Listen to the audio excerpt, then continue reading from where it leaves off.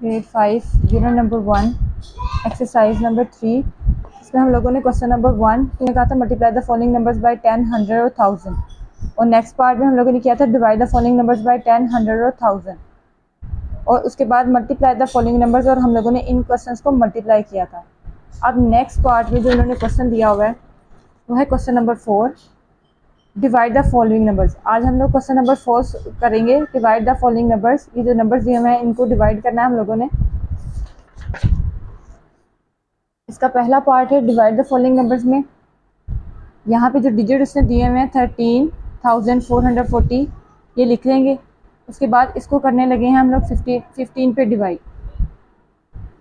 जब इस क्वेश्चन को 15 पे डिवाइड करेंगे तो हम लोग क्या करेंगे, यहाँ पे चेक करेंगे कि पहले दो डिजिट, पहला डिजिट तो वैसे भी छोटा है 15 से, दो डिजिट मिलाने के बाद क्या ये नंबर 15 के इक्वल है, ये बड़ा है, तो ये नंबर 15 से छोटा है। तो हम लोगों ने क्या करना है, इन तीन डिजिट्स को मिला लेना है। जब ये तीन डिजिट्स मिलाने हैं तो ये हमारे पास 134 बनता है। अब 15 का टेबल हम लोगों ने पढ़ना है और आंसर हमारे पास 134 आना चाहिए। 15 9 आर 135 होता है। तो ये बड़ी डिजिट है, तो हम लोगों ने क्या करना है, 15 8 आर 120 लिख देना है यहाँ पे। उसके बाद यहाँ पे बड़ा डिजिट नहीं आना चाहिए, छोटा डिजिट आना चाहिए, तो हम लोगों ने 15 को 8 से मल्टीप्लाई करके 120 लिख दिया। अब क्या करेंगे, इसको सब्ट्रैक्ट करेंगे। 4 में से 0 सब्ट्रैक्ट होगा तो 4 आएगा, और 3 में से 2 जाएगा तो 1 आएगा। उसके बाद ये वाला जो नेक्स्ट डिजिट है ये हम लोग इस तरह एरो लगा के नीचे उतारते होते हैं, ये आएगा 144। अब 15 का टेबल पढ़ना है, 144 है, 144 15 के टेबल में नहीं आता। अब इतनी वैल्यू पढ़नी है कि हमारे पास 154 आ जाए।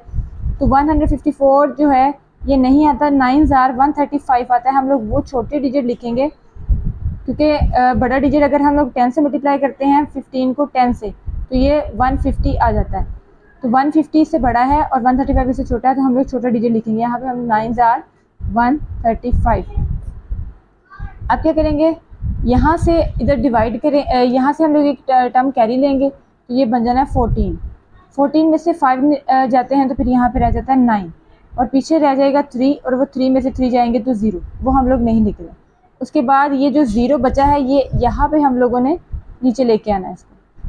अब क्या करना है, 15 का टेबल पढ़ना है, 90 आए, 15 6 आर 90 आता है। तो ये क्वेश्चन यहाँ पे कंप्लीट डिवाइड हो गया। उसके बाद है जी इसका, इसी क्वेश्चन का सेकंड पार्ट बी पार्ट में से वैल्यू दी हुई है 8 6 4 4 9 49। इसको हम लोग डिवाइड करने लगे हैं 29। जब हम लोगों ने इस वैल्यू को डिवाइड करना है 29 पे, तो हमें ये चेक करना है कि पहला डिजिट तो इसका छोटा है, दो डिजिट्स मिलाने से क्या ये इससे बड़ा आ रहा है, तो ये 86 से बड़ा आ रहा है। हम लोग यहाँ पे 29 का टेबल लिख के देख लेते हैं कि ये 86 जो है वो कहाँ पे जाके आ रहा है। तो 29 1 जार तो 29 होगा, 2 से करके देख लेते हैं इसको। तो 9 2 जार 18, 8 यहाँ लगाए, 1 कैरी दें, 2 2 जार 4 और 1 हमारे पास 5 आ जाता है। 58 आ रहा है, वो इससे छोटा है। नेक्स्ट डिजिट 3 के साथ इसको करके देख लेते हैं। 9 3 जार 27, 7 यहाँ लगाएं, 2 कैरी दें, 3 2 जार 6 7 और 8 87, ये इससे बड़ा हो गया। तो हम लोगों ने 2 लेना है। 2 जार हम लोगों ने यहाँ पे 2 जार 58 लिख दिया। उसके बाद क्या करेंगे, 8 में से 6 निकालेंगे, 8 में से 6 नहीं निकलता, सब्ट्रैक्ट करेंगे। तो यहाँ से हमें क्या करना पड़ेगा, एक डिजिट यहाँ कैरी लेना पड़ेगा, तो ये 16 आ जाएगा। अब 16 में से 8 जाएगा तो यहाँ 8 रह जाता है। पीछे हमारे पास है 7, एक कैरी दे दिया था, 7 आएगा, 7 में से 5 जाएंगे तो 2 आएगा। और ये वाला जो डिजिट है 4, ये हम लोग नीचे उतारेंगे यहाँ। अब ये टर्म बन गई है 284 हम लोगों ने देखना है 29 के टेबल में कहाँ आता है। तो हम लोग 29 के टेबल को 7 से करके देख लेते हैं। अगर 7 से मल्टीप्लाई करेंगे ये आएगा तो हम लोग लिख लेंगे इसको।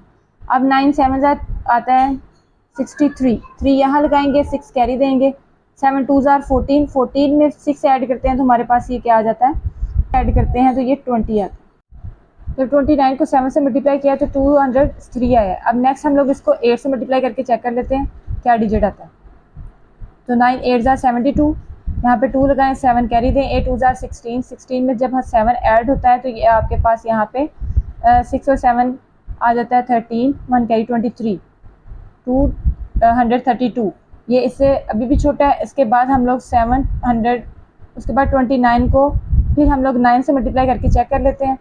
तो ये 9 9 ज़ार 18, 1 यहाँ पे और 8 कैरी देंगे, 9 2 ज़ार 18, 18 में ऐड होता है हमारे पास 8, तो ये हमारे पास क्या आ जाता है 26, 261।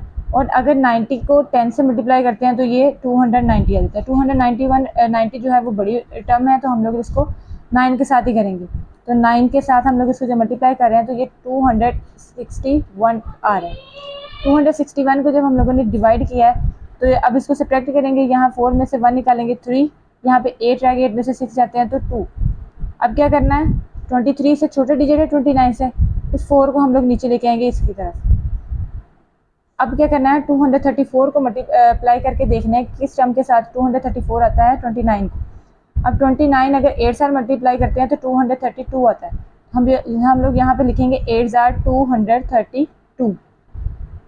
उसके बाद 4 में से 2 जाएंगे तो 2 आता है, और ये लास्ट में हमारे पास आ जाता है 9, और 29 1 ज़ार 29 हो जाता है। ये हमारा बी पार्ट हो गया।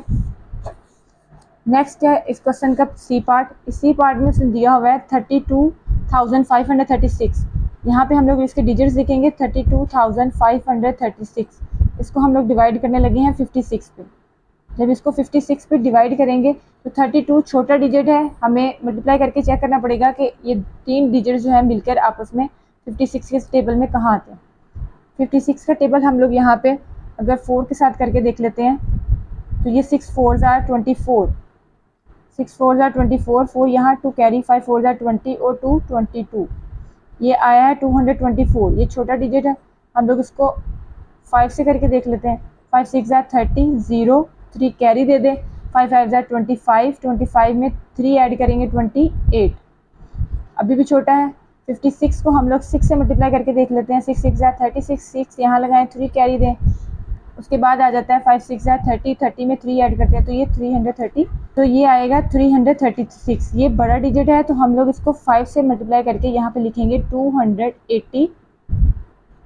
जब हम लोगों ने 280 लिखा है, अब इसको सब्ट्रैक्ट करेंगे, 5 में से 0 जाएंगे तो 5 आएगा, यहाँ से 2 में से 8 सब्ट्रैक्ट नहीं होता, यहाँ से कैरी लेंगे तो ये 12 बन जाता है। अब 12 में से 8 जाते हैं तो 4 आएगा, यहाँ पे 2 रह जाते हैं, 2 में से 2 निकालेंगे तो वो 0 आएगा, हम लोग नहीं लिख रहे। उसके बाद 3 को नीचे उतारेंगे तो ये डिजिट आ जाता है। ये हमारे पास वैल्यू बन गई है 453। हम लोग 300 तक चले गए थे। अब नेक्स्ट 7 पे करके देख लेते हैं हमारा क्या आंसर आता है। अगर 7 पे मल्टीप्लाई करके या तो इक्वल आई या इससे लेस है, लेस देन आना चाहिए। उसके बाद है जी 6 को 7 से मल्टीप्लाई करते हैं, 7 6 ज़ार 42, 2 यहाँ कैरी 2 लगाएंगे, 4 कैरी देंगे, 5 7 ज़ार 35, 35 में हम लोग 4 ऐड करते हैं तो ये 39 आता है। उसके बाद ये भी छोटा है क्योंकि ये 300 में हमें 400 के डिजिट में आंसर चाहिए। करके देख ले 8 से मल्टीप्लाई करके देख लेते हैं। 8 6 ज़ार 48, 8 यहाँ लगाएंगे, 4 कैरी देंगे, 8 5 ज़ार 40, 40 में 4 ऐड करेंगे, 44 आ जाएगा। 448 इसके राउंड अबाउट है, तो यही वैल्यू ठीक रहेगी लिखने के लिए। उसके बाद अगर हम लोग 9 से लिखते हैं तो वो डिजिट बड़ा हो जाएगा। हम लोग यहाँ पे लिख लेते हैं 448। यहाँ से हम यहाँ कैरी लेंगे तो ये आएगा 30, 30 में से 8 जाते हैं तो पीछे 5 रह जाते हैं। यहाँ पे 4 आएंगे, 4 में से 4 वो हमारे पास 0 आएगा, वो हम लोग नहीं लिख रहे। अब जो है ये 6 ये हम लोग नीचे उतार लेते हैं तो 56 1 ज़ार 56, ये हो गया इसका सोल्यूशन। इसी तरह नेक्स्ट पार्ट में हम लोग इसका डी दिया वैसे है। इस पार्ट में उसे कहा है कि 47,000 और 88 का डिवाइड करना है हम लोगों ने। 47,088 को 48 पे इसको डिवाइड करना है। जब वो 48 पे इसको डिवाइड करेंगे तो हमने देखा है कि अंदर ये वाला जो डिजिट है 47, ये 48 से छोटा है, तो हमें क्या करना पड़ेगा, एक डिजिट और इसके साथ मिलाएंगे, ये 470 बनता है। अब 40 का टेबल पढ़ना है और ये चेक करना है कि 470 किसके राउंड अबाउट आता है। 470 लाने के लिए हमें 48 को अगर 8 से मल्टीप्लाई करके चेक कर लेते हैं, ये आता है 8 8 ज़ार 64, 4 हम यहाँ लिखेंगे, 6 कैरी देंगे, 8 4 ज़ार हमारे पास आता है 32, 32 में हम लोगों ने 6 ऐड किया तो ये आएगा 38, 384, ये छोटा डिजिट। अच्छा जी, नेक्स्ट हम लोग 48 को 9 से मल्टीप्लाई करके चेक कर देते हैं। जब हम लोग इसको 48 को 9 से मल्टीप्लाई करेंगे तो 9 8 ज़ार 72, यहाँ पे 2 यहाँ लगाया, 7 कैरी चला जाएगा। उसके बाद 9 4 ज़ार 36 आता है। 36 में हम लोग 7 को ऐड करते हैं, 36 में 7 को ऐड करते हैं तो ये हमारे पास आ जाता है 6 और 6 12 और 30 और ये 43 आ जाएगा। 432 ये से छोटा है। अगर हम लोग 48 को नेक्स्ट मल्टीप्लाई करते हैं 10 से तो ये 480 आएगा, वो बड़ा डिजिट है। हमें 9 से इसको लिखना पड़ेगा। 9 के साथ इसको मल्टीप्लाई किया तो ये आया 432। जब इसको सब्ट्रैक्ट करेंगे 0 में से 2 नहीं निकलेगा, यहाँ से कैरी लेंगे तो 10 आएगा, पीछे हमारे पास 6 रह जाता है। अब 10 में से 2 जाएंगे तो 8 रह जाएगा, 6 में से 3 जाएंगे तो 3 आएगा। उसके बाद ये वाला जो 8 है इसको नीचे हम लोग इसके साथ लिखेंगे। अब जितनी टर्म्स के साथ पीछे मल्टीप्लाई किया है वहाँ से चेक करके देख लेते हैं कि 384 8 के साथ जब मल्टीप्लाई किया था तो ये 384 आया था। ये 388 से छोटा है, तो हम लोग 8 के साथ इसको मल्टीप्लाई करेंगे तो ये 384 आ जाता है। अब नेक्स्ट है जी 8 में से 4 जाएंगे तो 4 आएगा।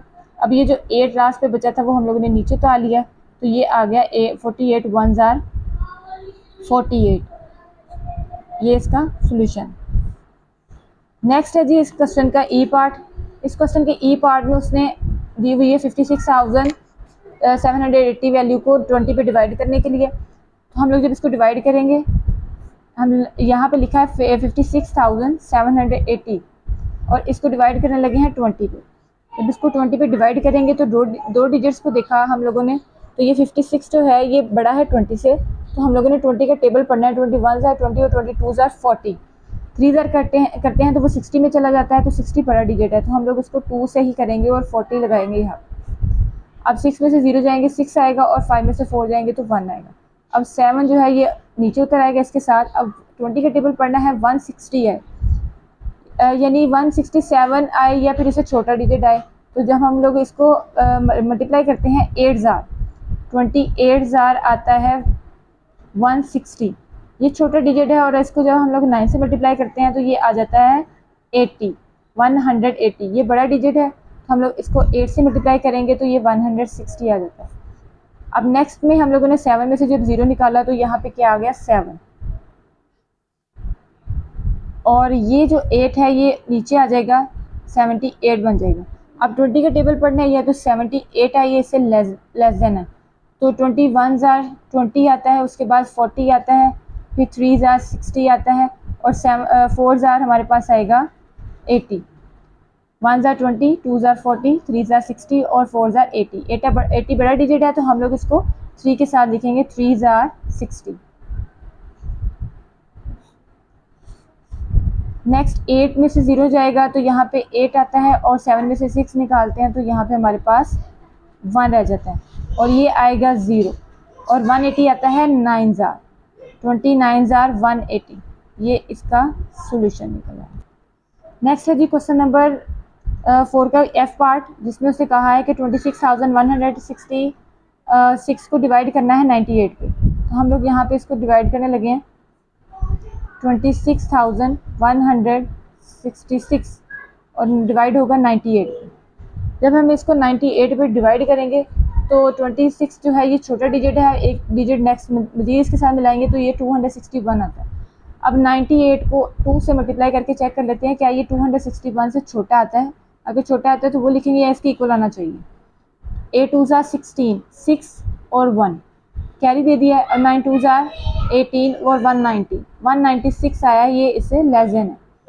नेक्स्ट हम लोग 98 को मल्टीप्लाई करके चेक कर लेते हैं 3 के साथ। 8 3 ज़ार 24, 4 यहाँ लगाया और 2 कैरी दे दिया। 9 3 ज़ार 27, 27 में 2 ऐड करते हैं 29 आता है, वो इससे ग्रेटर देन है, तो हमें लेस देन वैल्यू चाहिए। हम लोग लिखेंगे यहाँ पे 2 ज़ार 196। अब 1 में से 6 नहीं निकलेगा, हमें यहाँ से कैरी लेना पड़ेगा। जब ये हम यहाँ पे कैरी लेते हैं तो ये 11 हो जाएगा और पीछे 5 रह जाएगा।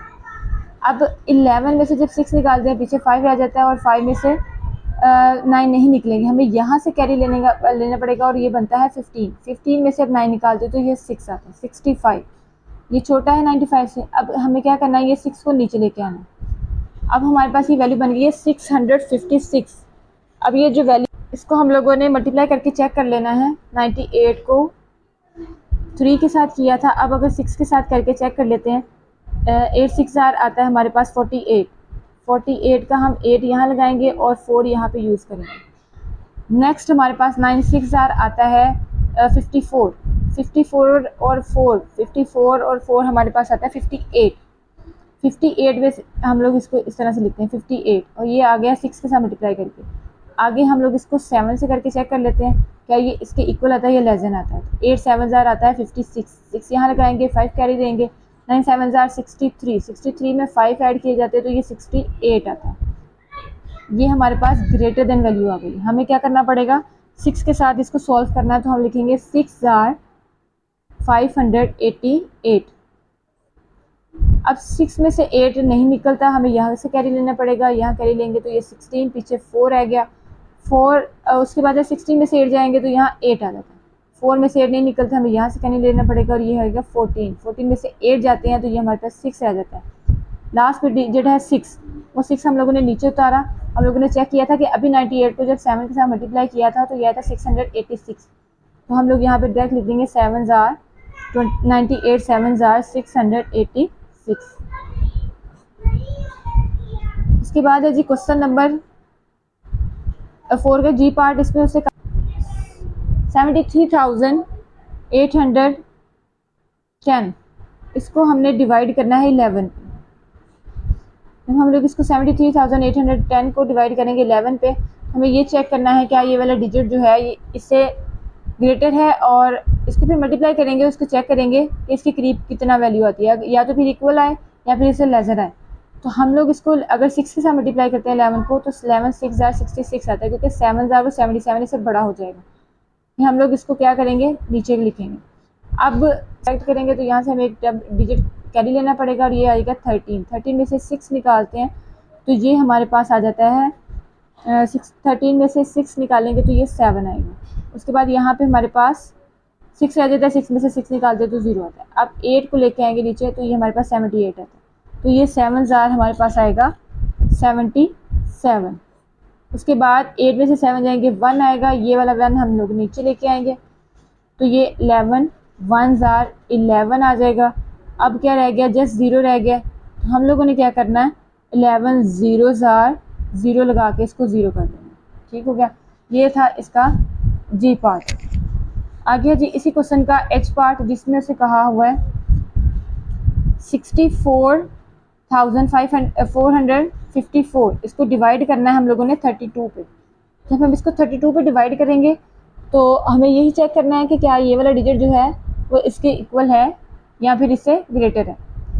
जब इसको सॉल्व करेंगे तो हमारे पास जो इसका आंसर है या तो इक्वल आना चाहिए या इसके लेसर आना चाहिए। तो 32 को अगर हम लोग मल्टीप्लाई करके चेक कर लेते हैं 2 के साथ, तो 2 2 जार 4 और 3 2 जार 6, तो ये कंप्लीट आ गया। उसके बाद हम लोग यहाँ पे लिखने लगे हैं 32 2 जार 64। अब हम लोग जब पहले डिजिट यहाँ पे उतारते हैं तो ये हमारे पास आ जाता है 4। 4 जो है ये 32 से छोटा डिजिट है, तो जब इसको सॉल्व करेंगे तो हमें एक डिजिट और उतारना पड़ेगा। जब 2 डिजिट एट अ टाइम नीचे उतारे जाते हैं तो यहाँ पे एक 0 वैल्यू लगाई जाती है, उसके बाद ये 2 डिजिट एट अ टाइम नीचे उतारे जाते हैं। अब 45 को हम लोग 32 का टेबल पढ़ेंगे, 45 का पाएगा 1 जार 45, 32 1 जार 32 हमारे पास आ जाता है 32 1 जार 32। और 5 में से 2 निकालेंगे तो यहाँ पे आ जाता है 3, और 4 में से 3 जाएगा तो 1। 13 आ गया, छोटे डिजिट है, 4 को नीचे उतारेंगे। आगे 32 को हम लोग 2 से मल्टीप्लाई कर चुके थे, 32 को 3 के साथ मल्टीप्लाई करके चेक कर लेते हैं। 3 2 जार 6 और 3 3 जार 9, छोटा डिजिट है। 32 को 4 से मल्टीप्लाई करके चेक कर लेते हैं तो ये आएगा 4 2 जार 8 4 3 जार 12। ये हमारे पास आया है यहाँ पे 128। 128 को जब हम लोग यहाँ पे लिखेंगे 4 जार 128, तो ये पूरा इस पर डिवाइड नहीं हो रहा है, तो जो पीछे बच जाएगा वो हमारे पास यहाँ पे रिमाइंडर होगा। अब रिमाइंडर क्या होता है वो मैं आपको बताती हूँ। पहले यहाँ से इसको सेपरेट कर लेते हैं। यहाँ से हमारे पास एक डिजिट आएगा कैरी, तो ये बन जाता है 14। अब 14 में से हम लोग 8 को निकालते हैं तो यहाँ पे 6 आ जाएगा, और यहाँ पे 2 था, 2 में से 1 निकाला, 2 में से 2 निकाला तो ये हमारे पास 0 आ गया। अब ये 6 जो है ये आर है, आर जो है ये रिमाइंडर है। रिमाइंडर का मतलब होता है कि जो वैल्यू सब्ट्रैक्ट करने के बाद कंप्लीट उस पर डिवाइड ना हो और कुछ आंसर नीचे बच जाए, उसको हम लोग रिमाइंडर कहते हैं। इसमें क्वेश्चन के आंसर के साथ रिमाइंडर दिया हुआ है आर, तो ये वो 6 है।